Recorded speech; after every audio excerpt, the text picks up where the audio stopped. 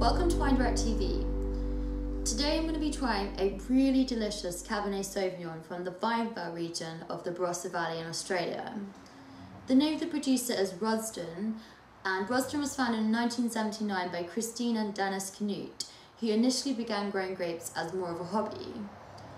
Way down the line in 1992, they realised they were pretty good at it, and Dennis teamed up with a friend of his called Russell to make a trial barrel of Cabernet Sauvignon. They were so impressed with the result of the barrel that they decided to name the wine Rusden, a combination of their names, and so it really began from there. So today their son Christian is the head winemaker of the company, and he's doing some really interesting, clever things both in the vineyard and the winery. And I think it's really important to understand what's going on in order to understand a wine style such as this. So this is the Rusden Barossa Valley Boundaries 2005. And Christian actually describes this wine as his favourite of the whole range. So going back to the beginning of the production of this wine in the vineyard, Christian realised that the soil type in Barossa Valley is typified by sandy topsoils with red clay beneath that. This basically results in the vines growing very deep roots, and in turn the vines then grow a larger canopy.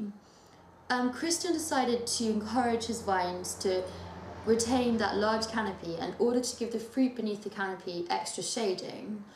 What this then does in turn is retains a compound within the grape that is generally decreased by sunlight, called methoxypyrazine.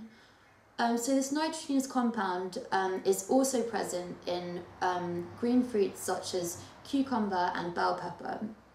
And what it does is within the wine, it manifests itself as as aromas and flavours of crushed leaves, crushed tomato leaves, slight vegetable kind of flavour within the wine. The genius thing about keeping minute amounts of this compound within the wine is that combined with the opulent and intense aromas and flavours of the Barossa Cabernet, you have a really delicious and unique wine that straight away you notice there's something different about it. It creates a real purity and almost makes the wine seem like food rather than just wine. So in the winery, he's also doing interesting things, fermenting the grapes in small open fermenters and then pressing the grapes using an old basket press.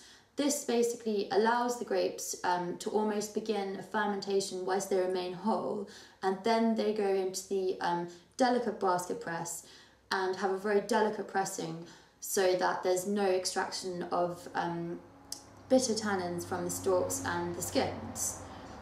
So all in all, the combination of these factors results in a wine that can't really do anything but get you talking about it, and I think it's just impossible not to like this wine. So now onto the wine itself.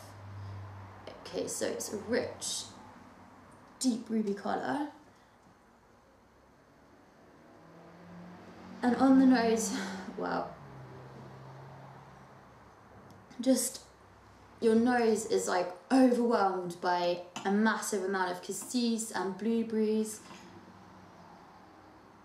followed by black olives and smoke. Just such an incredible nose. Onto the palate.